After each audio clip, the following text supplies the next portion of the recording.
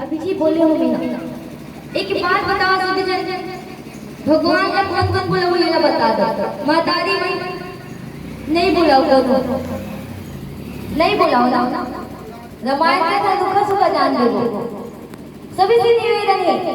और आप मत जानो, हमारे छत्तीसगढ़ में नारी शक्ति पूरा आगे बढ़ गई, नारी शक्ति की पूरा नारा लगा है, जानते हो ना।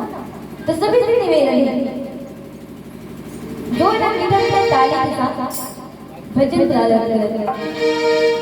तेरे नाम के वाड़ा सब नाम के वाड़ा, तेरे नाम के वाड़ा सब नाम के वाड़ा,